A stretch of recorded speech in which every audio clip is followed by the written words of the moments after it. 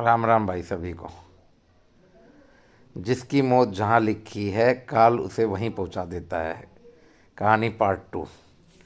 जब वह ब्राह्मण राजा के वहाँ रानी के कमरे में पकड़ा गया तो रानी ने चिल्लाया, तो ऐसे ऐसे सुबह उठ के राजा ने उसे फांसी की सज़ा सुना दी। दूसरे राज्य के राजा ने। तो उसने कहा, राजा जी ये तो मुझे पहले ही पता था कि मुझे फांसी की सज़ा होने वाली। बोला वो कैसे? बोला 3 महीने पहले मेरे को काल ने चेतावनी दी थी कि ऐसे ऐसे तो 3 महीने बाद किसी दूसरे राज्य में जाएगा और वहाँ का राजा तुझे। तो बोला भाई ये मैं कैसे मान लूँ? तो उसने कहा मेरे राज्य में मेरे राजा से पता करवा लो। तो राजा ने अपने गुप्तचर वहाँ भेजे दूसरे राज्य में। तो वहाँ जाकर उसने पता करवाई, सारी कहानी का ब्यौरा लिया।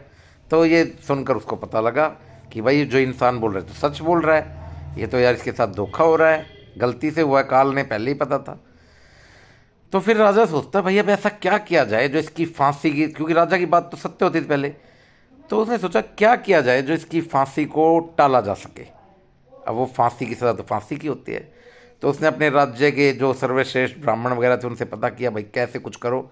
बोलता राजा जी आपकी बात का मान भी रह जाएगा और इसकी फांसी भी हो जाएगी और ये मरेगा भी नहीं। बोला वो कैसे? बोला हम कच्चे धागे से ना इसका फंदा बनाएंगे, एक हल्के से धागे से, बिल्कुल ही जो खाली देखने का धागा होगा, और जैसे ये लटकेगा ये टूट जाएगा वो धागा, इसके वजन से इसको फांसी होगी ही नहीं, ये गिर जाएगा बच जाएगा। बोला ठीक है भैया। सुबह उसकी फांसी की तैयारी की। एक हल्का सा धागा बनाया गया और उसको फंदा बना के उसके गले में लटका दिया। इससे पहले कि वो उस पर लटकता, वो धागा जब उसके गले में गया ना, और जैसे ही वो खींचा उसने कसाई ने, वो धागा उसके गले की नस को काट दिया। यानी आप सोचो कि उसके लिए इतना हल्का धागा बनाया गया जो कि उसका थोड़ा सा वजन होते टूट जाता, पर उसके गले की नस में फंस गया और उसकी नस कट गई और जिससे उसकी मौत हो गई। तो सब आश्चर्यचकित रह गए कि यार इसके लिए धागा बनाया। तो जब जाकर पता लगा राजा को कि भैया ये जो बोल रहा था ना, काल काल सत्य बोलता हमेशा।